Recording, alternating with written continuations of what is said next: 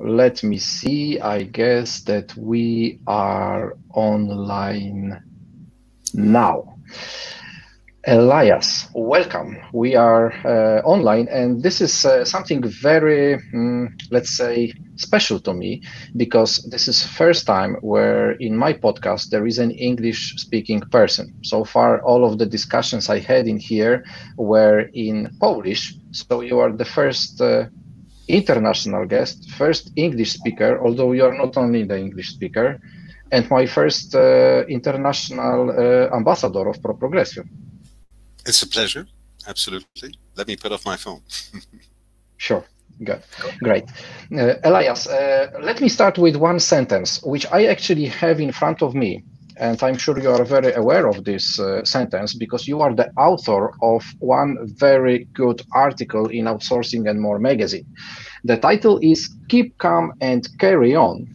And this is a story about location strategy perspectives on the COVID-19 crisis. Mm-hmm. Am I right? Yeah, you're absolutely right. And thank you again for inviting me to write that article. I think you asked me that in the early weeks of March. And of course, when it came into publication, time had gone on. And even now, we're in a new phase of, I think, absorbing and getting to know what COVID-19 is really doing to business. But I think that I'm hearing more voices that say, indeed, keep calm and carry on. I hear more voices saying that whatever is happening to business and to the business services sector is more about acceleration and a shifting of weights than it is really about a radical overhaul. But I might be wrong. But is it easy to be calm at this time? You know, the BSS industry, the BPO SSC industry, actually, it is placed all over around the world. Yeah, this industry is supporting a lot of clients. It is all the time growing. It is all the time choosing new destinations. And now it's like lockdown, isn't it? So is it really easy to keep calm and carry on for this industry in these times? I think it is. I think when I think that, I'm thinking of people like a Michal, like a Wojtek, like a Sarunas, a Western Union, and all the other companies. And they kept calm. Were they disturbed? Were they anxious? Were they panicking? I spoke to them in webinars. I spoke to them offline. And basically, I didn't detect any signs of panic or anxiety. I think there's a lot that is being said by people around shared service centers, and people around shared service centers are advisors like myself. But there are also people in the frontline businesses where indeed everybody was crying wolf, or rather they were saying chaos. But the people in the centers themselves, the center leads, they were acting almost, if I might say, like military. In a sense, it was very disciplined. They first and foremost cared about the troops. Are my troops safe? Then, can I still manage my most critical processes? Then, what additional stuff can I do in a lockdown situation where I need to do remote, what I had been doing in my office with my teams for at least 3, 4, 5, even 10 years now. And I think they kept calm and they carried on. It's just that when I wrote the article, there was so much commotion going on. There was so much confusion. People were predicting the end of globalizations on the same day that others said globalization will never die. And I think what we tried to do in the article is just to clear the fog a bit. And it's not because it's fog that you should start running left or right, because you might run into a tree or a car or a brick wall. But going steady as you go, step by step, is what I then advocated. And I think it's exactly what many of the centers have been doing. They have been going forward step by step. Was it business as usual? No, of course not.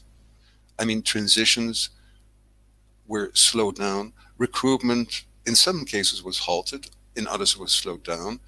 In even other cases, they continued and went for virtual platforms, Zoom, Skype, you name it, to continue. So slowly and steady, the business continued. So a lockdown, to come back to your point, Victor, is something that is temporary. And one day it will stop. And it is stopping all over Europe and the wider part of the world already now. And a lockdown is a temporary situation. It's not that we were sailing the Titanic into an iceberg. No, there was fog. And I'm a sailor. When there's fog, you slow down speed and you blow your horn. That's from the days before we had radar. But you blow your horn to really make other people aware, I'm here, keep your distance. That's what you do in the fog. I think what we've seen a lot, and we're still seeing it, unfortunately, is in these times of fogs, all of a sudden there's so many apostles that say, go left, go right, go up, go down. Excuse me? I don't think there has been a radical change. There has been a major challenge, but it all tapped into stuff that the BSS sector had been preparing for, BCP plans, not at this scale, but they had been preparing for remote work. They had been preparing for more automation. Now, whether that will all be structurally embedded in the system, yes. The question is by when, and we can discuss if you wish. So lockdown is not a reason for panic. So keep calm and carry on. And if you are now having a look on wider perspective, not only on Poland, I have quite a good view of this, what is happening in Poland, but you talk to many people from various countries, various organizations, associations, city halls, and so on and so on. Do you see any differences between the countries and how BSS industry deals with the current situation? Or basically those are the same methods, the same approaches, everyone is well prepared, and so on and so on? Can you say something in that area? You're asking this of a location strategist. So of course, my dear friend, I'll have to say, of course, the differences between countries, because if not, I'm out of a job. But in all honesty, yes, there are differences between countries. Every country, every city, every region has an ecosystem consisting of people, infrastructure, legislation, you name it. And these vary. They vary within your country. A Lublin is not exactly Krakow. They vary within the region. I mean, Poland is not Bulgaria and Moldova is not Serbia. They vary across the globe. I mean, the Czech Republic is not Costa Rica and Costa Rica is not Malaysia. There are very differences in ecosystems. And the companies that do well adjust their business drivers and goals to the ecosystem.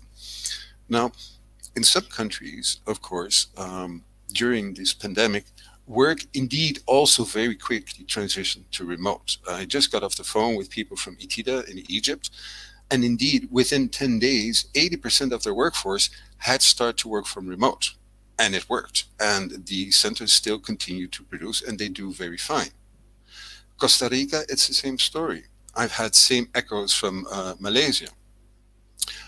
But what do these countries have in common? They have in common a very resilient telecommunications infrastructure, a very resilient power infrastructure. I also spoke to colleagues, friends in India, and there, unfortunately, it seems to depend on who you talk to. But the truth is that in these mega cities, take Mumbai, people live clustered with a group of friends, a family, maybe even several generations in a very tight surface. So what does that mean for ability to concentrate? Then there's the infrastructure stuff. I mean, years back, I visited with BSS in Mumbai, and they equipped their management with laptops, just in case there was a monsoon. Actually, there was a monsoon when we were there, raining cats and dogs. And I said, well, how does it work? They said, well, the programs work, the manager told me, but unfortunately, the Wi-Fi connection doesn't work. And at that point in time in Mumbai for BSF, it was a challenge to really organize remote work in a situation of monsoon because of local infrastructure. And word has it that indeed even today, it is a challenge in certain countries, in certain cities across the world that actually slows down the speed of the delivery centers to whatever clients they might be serving. So yes, there are differences between countries. And I think that if countries really realize the importance of this sector as contributor to their overall GDP, then maybe they should realize that a little investment in certain things, be it talent, infrastructure, power, Wi-Fi resilience, fiber optics, indeed is going to give them a massive payback going forward. And do you think that such situation which we are experiencing right now will have a positive impact on the return on the growth path of BSS activities across Europe? Because the question why I ask it, I have noticed that within the last years, we had up and downs. It depended on the year if there were newcomers coming and setting up the operation centers, either in Poland or the other countries. And there were the years where actually there were much lower number of such investments. Actually, the last 2 years for Poland weren't too perfect. There were much less investments than in the previous years. But now I do experience let's say, increased number of calls asking about the business opportunities. So I'm wondering if this is becoming an opening of a new trend of the new openings of the BSS centers, or maybe nothing like that is going to happen within the coming months. It's a good question. You know me well. I like history. I like history because it teaches us a little bit about today and maybe gives us a glimpse to the future. Over the last 10 years, 15 years, this sector globally has been growing in terms of job creation 10% every year. When we had the financial crisis in 2007, 2009, the sector did well, and it did very well just after the crisis. So I think we're talking about a resilient sector. That means that this is not even an inflection point. It's a lockdown. We're stopping a little bit, but we will continue. There is no reason to believe why the sector would not grow in terms of workload. I think that, and that's a historic phenomenon. Show me a business service center that has not outgrown its initial mandate. They all do, and even within the first 12 months after they are created. I think what we're seeing now is that across the world, many business service centers actually showed themselves to be more resilient than the front line. They were more creative. They were more agile. That doesn't go unnoticed. You know very well.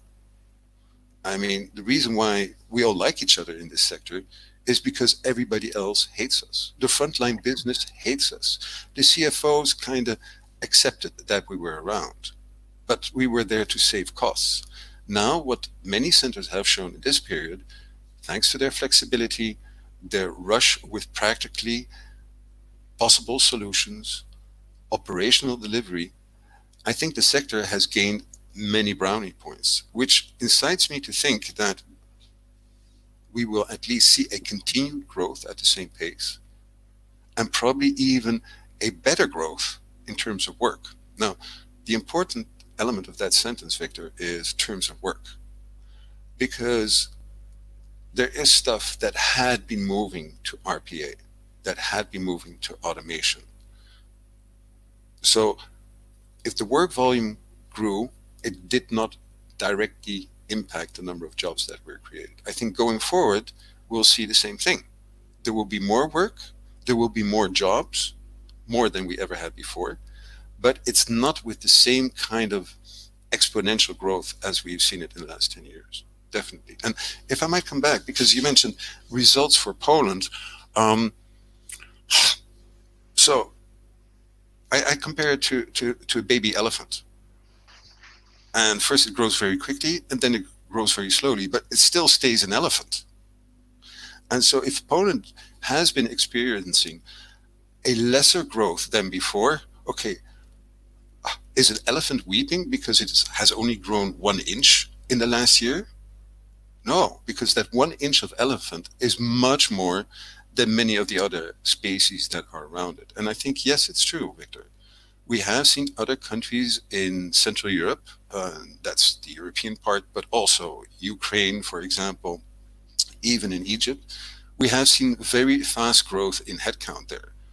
But even if Polish growth has slowed down a bit, given their market share, given the share of the clusters, I don't think we should be worried about that. This is not the end of the Poland sector. It's just the beginning of something that could be new. Now that you're an elephant, okay, what do you do?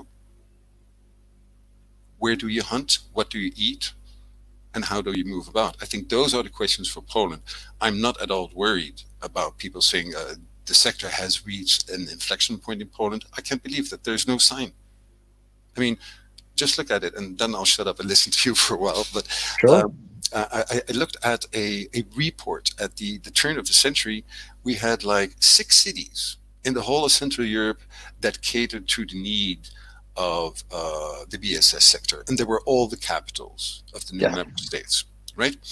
The latest ABSL Poland report cites 36 cities. If you go back 10 years to ABSL reports, we probably have 6 to 8 cities in Poland alone. I think there's still a lot of space to grow in Poland, but there's also, let's face it, there's space to grow outside of Poland. And I don't think that companies are staying away from Poland because of a perception that the market might be just saturated. It's not true. But there are good opportunities all across Central Europe, and I think that's a good thing. And maybe it's going back to history, if I might say that. In the old days, there was a very big Commonwealth of Poland and Lithuania that went from the Baltics way down to the Black Sea. And now we start worrying that we create borders. This is a global business, and Central Europe is like a regional global hunting ground. Businesses will settle all over, and one way or the other, given the size of Poland, they will always benefit, either because they will supply to other businesses or because they will buy from other businesses. They will buy stuff that they don't want to do in Poland anymore. Yeah, I do agree. Actually, in Progressio, since the very beginning when we started, it was 2012, we were defining at least 16 destinations in Poland already.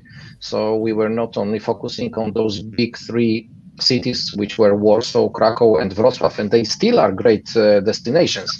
But this potential of the regional cities was already visible, was already seen.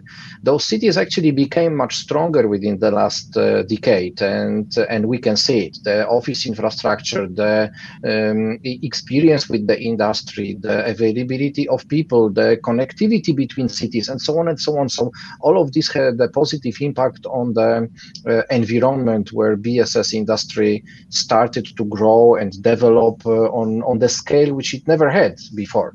And I believe that, but this is my personal feeling, that in this growth of the industry, it is not a focus on how many people are employed in the industry. It is rather what kind of processes and for what type of businesses the shared service centers and BPOs are developing and growing. And I do also agree with your statement about the RPA. Yes, the robots are the digital workers which work with us now on daily basis. Some of them do simple stuff, some of them do more, let's say, artificial and more advanced, but they are. So we are growing the number of workers, but some of them do have DNA, the others have 0 and 1s, and that's how it cooperates all together. And maybe one more reflection about the speed of the growth. Of course, 2 decades ago it was easy because the big guys were opening their centers. So the big companies from Fortune 100, they decided, okay, we will land in this country, we will set up 2,000, 4,000 seats for our employees and so on and so on. But the number of big companies is limited. then we have medium-sized businesses, and then smaller sizes of businesses.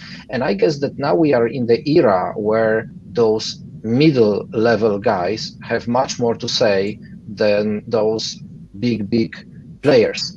And probably this group has, or rather needs, more time to either define where and what to set up when it comes to the operation center, if they want to go to outsource or if they want to create their own shared service center. How do you think? No, I don't agree on the last part you said. I think you're absolutely correct. Initially, we had the big guys, but I think what we've seen, particularly indeed since around the start of the second decade, 2010, 10 and 12, we saw smaller companies. We saw globally more companies adopted the concept of shared services, GBS, even outsourcing did extraordinarily well in those days. So more companies came. But what I've seen is that even these medium-sized companies, they benefited from the learning curves that the bigger boys and sisters had taken before them. And it is true, you're absolutely right on that. Some of these smaller companies take more time. They're family owned, they've never been abroad, let alone going into Central Europe. And unfortunately, some people still think that Central Europe is somewhere behind an iron curtain. They probably didn't watch television for the last 30 years, but these people do still exist, Victor. So some companies, by their nature and DNA, are at best late followers. But I think a lot of the medium-sized companies and the investments, just check at the names through Poland, through Czech Republic, through Hungary, through Bulgaria. Look at Lithuania. I mean, Lithuania has centers of companies that didn't exist 15 years ago that put their global center into Vilnius, Kaunas, or even Klaipėda. So I think there are many smaller size companies that are entering, and they have the benefit. They have the benefit because there are many forums. The sector is internationally recognized. We got the ABSLs, the NASCOMs, the Pro Progressios. There are so many organizations supporting the growth and the content of the sector. I think it's easier than ever to set up these service centers. I think also what we see, and you mentioned the case where initially in 2012 you had a handful of cities, and now we see the Gdansk, we see the Poznans, we see Rzeszów, just to talk about Poland, your country, popping up. Many of these mayors and the development agencies have said, oh, this is great for my people. I need to get the infrastructures in. I need to get the universities to talk to business so that we have the right schooling for this sector. So I think that it has been easier than ever to set up business, and it's easier than ever for cities to get into the game as well. I mean, I'm talking to cities on the Black Sea as we speak that said, we want to join the game. I said, well, okay, that's easy. Just go and visit with some of these Polish cities, with some of these Hungarian cities, go to Lithuania, and tell me what you see. And they came back and they said, it's perfect. I said, okay, now what are you going to do? Oh, it's going to take us 20 years. I said, no, you got 2 years, 2 years. Because, that's maximum. Yeah, at max, because some of these cities are quick on the uptake. And just like the companies, like these middle-sized BSS companies, cities will need to move very quickly if they want to enter the game. But examples are many. Plovdiv. I mean, where was Plovdiv? Who was Plovdiv? Plovdiv is now the second center in Bulgaria for these activities. I mean, Rzeszów, I finally know how to pronounce it, but 5 years back, I mean, who was in Rzeszów? And now it's a cluster in itself. Same can be said for Olsztyn, Białystok, Lublin. There are so many places that are popping up because they have the right ingredients, and the local people finally got it. They said, we have the talent. We have the connectivity. Let's just make sure that we are on somebody's radar screen. Because now, Victor, I think what we're seeing, yes, a lot of projects still go to tier 1, tier 2 cities, but definitely with the need of more locations for resilience, with the need for more people and a distributed structure, I think there's great opportunity out there for tier 3 and tier 4 cities. I fully agree with that. And to be honest, I guess that tier one locations, they will never be forgotten, because they are very easy to go. There is the biggest experience, the biggest maturity, the biggest access to very, very experienced know-how and knowledge about how to do this business. So for everyone who is a new player, this is the destination which has to be considered. The question is if at the final stage it will be chosen, but it should be considered as one of the first choices to go. I think it is a lot of right in this, what you said, that now cities and country authorities know how to support the industry. I still remember a few years ago talking to Invest Lithuania, for example, where the knowledge about the BPOs was not on the head level of the agency, but it was on a, let's say, specialist level in this agency. Now it is one of the priority industries for the whole country. And if I'm not wrong, actually tomorrow, I guess this is a premiere of their newest report about the GBS in Lithuania. So I'm already looking forward to see this report, because every year it brings new and interesting numbers how this industry deals within this country. We have similar in Poland. So in Poland, there are also such reports being prepared regularly, but Lithuania is a smaller country with a smaller number of destinations. Those numbers are very impressive when it comes to the single cities. Yeah. So in Poland, it is more distributed, I would say. I fully agree. Let me chip in on that, because you mentioned about cities and about big companies and smaller companies. If my numbers are correct, and I know our mutual friends in Lithuania will kill me if I get them wrong, but I think that Lithuania as a country has around 18,000 people working in this sector, which is less than Poznan, right? And which is definitely less than Poland. However, they are making a killing. There are many top fintech companies, yes. Nasdaq is out there, the many top brands that actually go to Lithuania. I mean, and that for a country where 8 years ago, we barely had like 4,000 people working in the sector and nobody could find it on any map. So I think the Lithuanian example, that it has a couple of big centers, like Western Union, like Telia, like Danske Bank. But the Lithuania example, I think, is so illustrative for this sector. A couple of big companies, a lot of small companies, and every year it grows. And they are also a good example, to your point. This is about value creation. It's not about number of people. Yeah. This is about knowledge-based. It's not about transactional. And I think that lesson, in Lithuania, you can apply it to a country. It's a relatively small country in terms of population, great in history, but small in population. Cities can learn from that as well. Regions in Poland and throughout Central Europe and globally can learn from that as well. You need to move up that value chain. If your business is really in transactional, like we used to have in Krakow at the turn of the century, that is fine. If you are in Pondicherry or somewhere else in India, I'm not sure, and it might be fine if you're in a very small city somewhere in the middle of the Polish plains, Ukraine or Belarus, but it's not fine if you're a tier 1 or a tier 2 city. Then you must move up that value chain. It's very simple. Yeah, that's a lot of right in that. Maybe different question, different area. Let's look or try to have a look into the future. Yep. What kind of industries do you think will focus more on centralization of their processes and moving into GBS and SSC structures? Do you think there will be some change on the market, and now an industry which wasn't so active now will be? Like, we have examples from the future, that from the past, that pharma, oil, banking, and so on, they had already created their shared service globally. Do you think there might become a time now in the closest future that completely new industry will increase their presence in the GBS SSC, or it will rather keep on moving across all of the industries like it did within the last 5 years?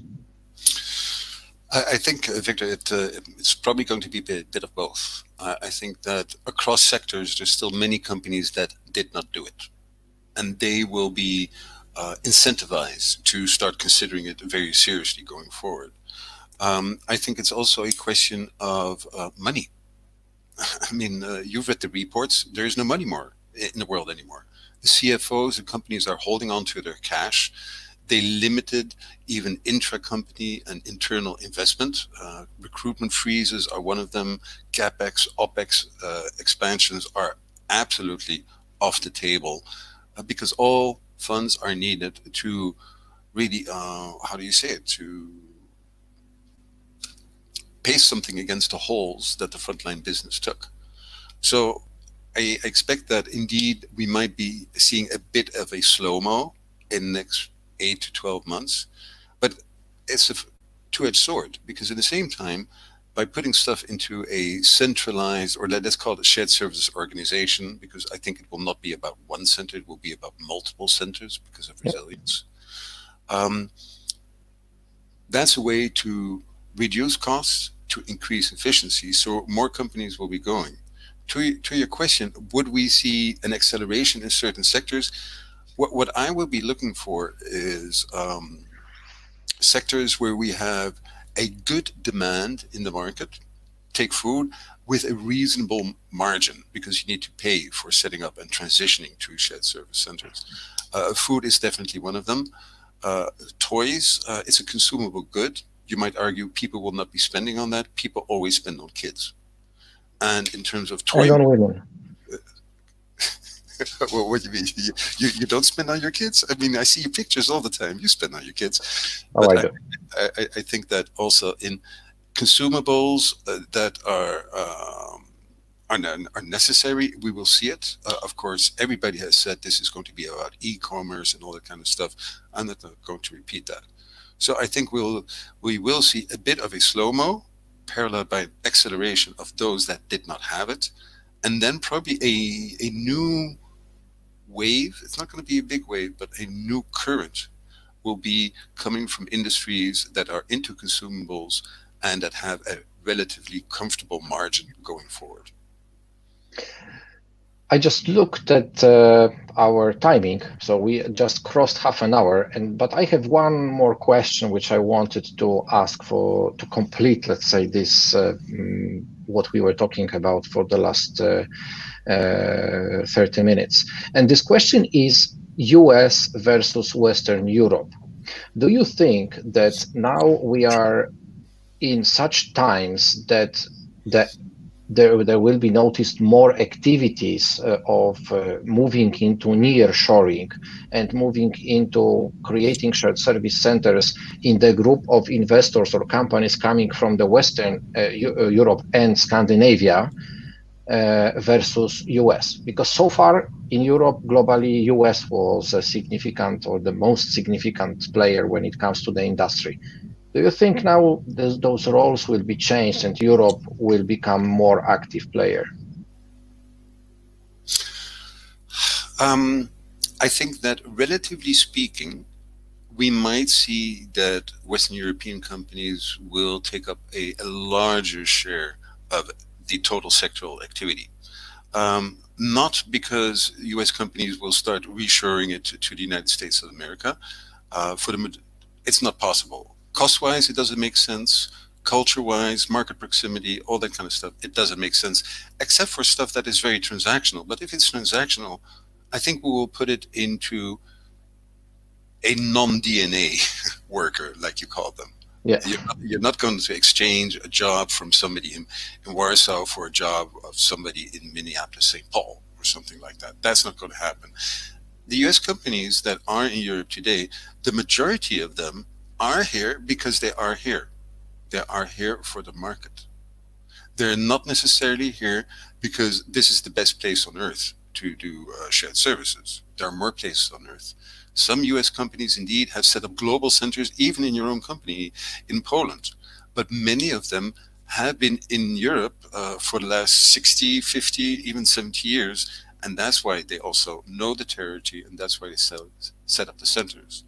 I think, though, that with the increased distancing between nations, and particularly between the European Union and the United States, US companies will be more inclined to expand and to invest in the United States as opposed to Western Europe.